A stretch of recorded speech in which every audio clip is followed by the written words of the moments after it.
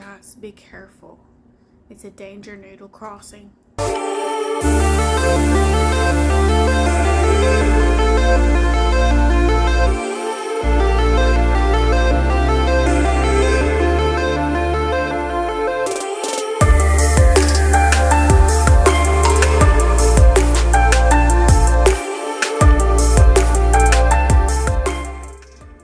Everybody, I hope you're doing well this week. This is my new little sign that I got for our door. I think it's pretty cool. There's nothing dangerous in here, but it's still funny to me anyway. I got this guy out. He didn't eat yesterday. We fed everybody. Well, we had like 4 that didn't eat yesterday. He was one of them. He just got done breeding 4 weeks in a row with the same female, so he's probably just not hungry right now. Sometimes males go off food during the breeding season, so that's probably what's up with him.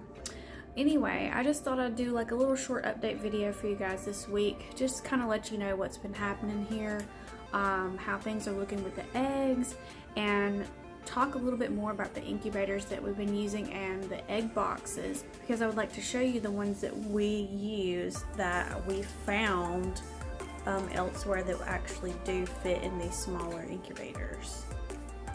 There's not been too terribly much going on. Gosh, the eggs were put in the incubator April 28th. We have less than 40 days, so we've been just keeping an eye on them. You know, we've just been keeping an eye on them, seeing how everything's going with them, checking on them. Haven't been opening the incubator, been trying to set and forget. That's what a lot of people say. We may do a check halfway through the incubation period, just in case, but for the most part we've just been leaving them be, letting them do their thing.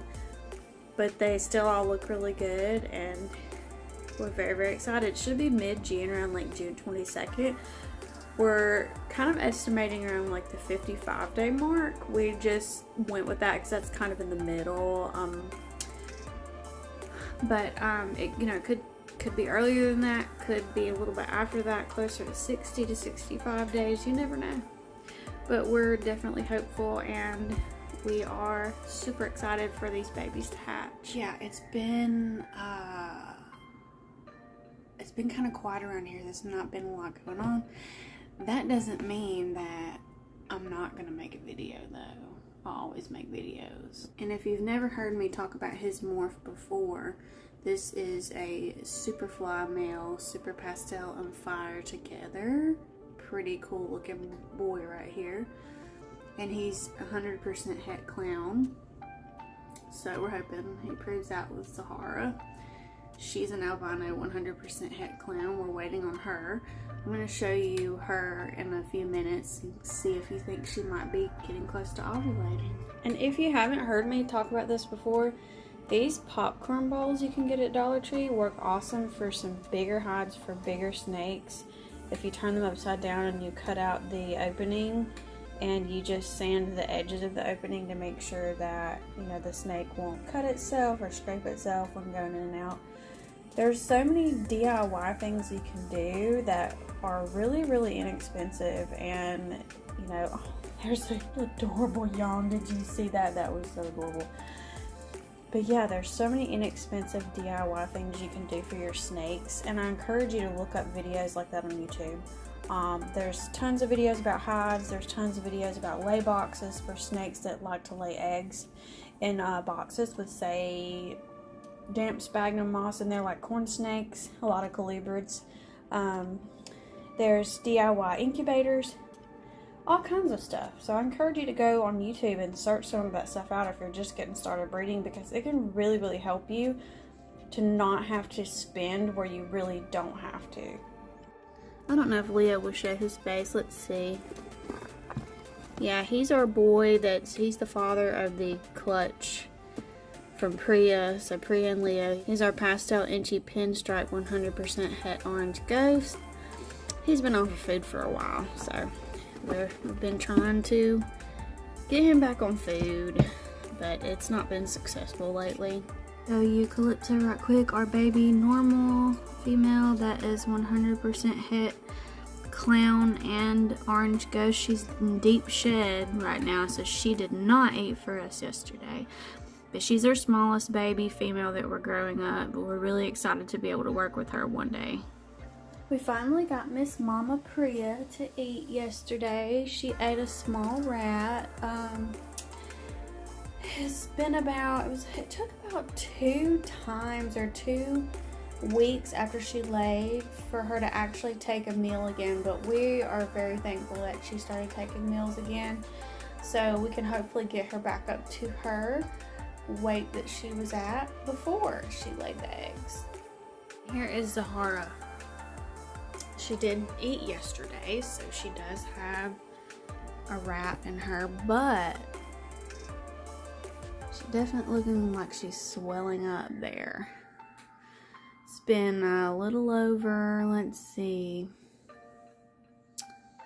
we didn't pair them this week. It's been a little over a week since they stopped pairing, and she was already starting to look like she was having a swell in her body before they were done.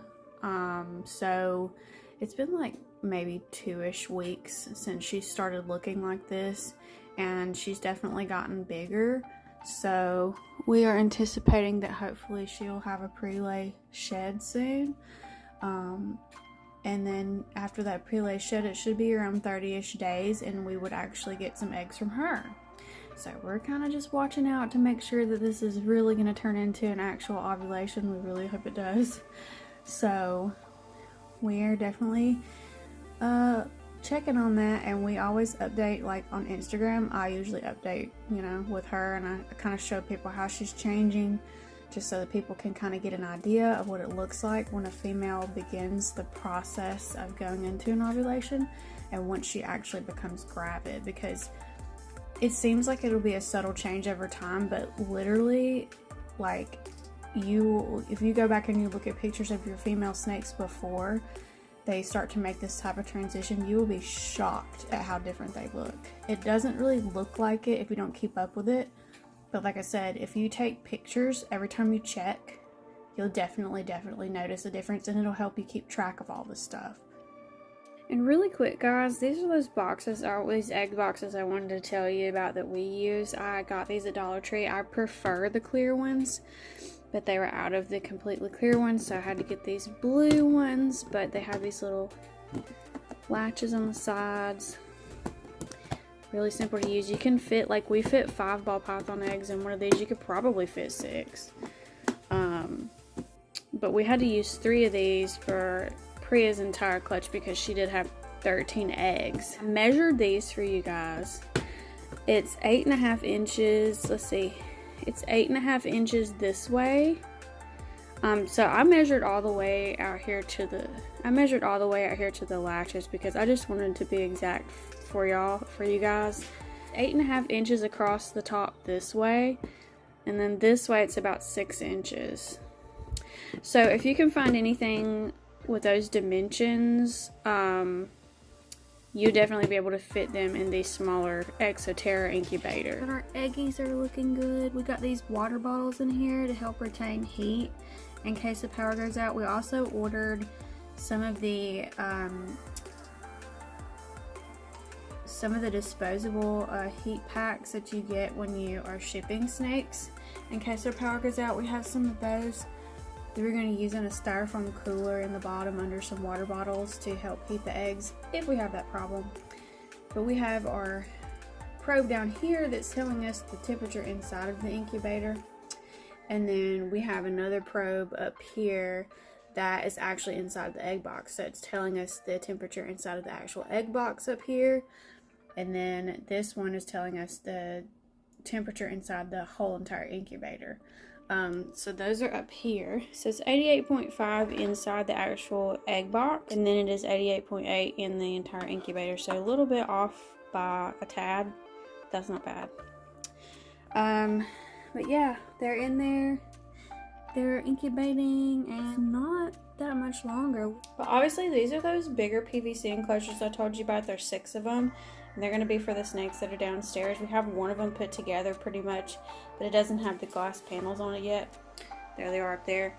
But these all have to be put together by us, and then we're waiting on heat panels. We've been looking for the right heat panels for these for a while, and it's been really hard for us to find them and be able to order them and have enough. There's a lot of other people who have been looking for the same thing and they're having some problems, but once we get these, all of the boas and retics from downstairs are going to come up here, and they're going to get an upgrade into these 4-foot by 2-foot enclosures, so that'll be really, really awesome for them. Thanks for watching again. If you haven't already, please like and subscribe, and if you haven't already, please follow us on Instagram. Our name is @magic_city_morphs.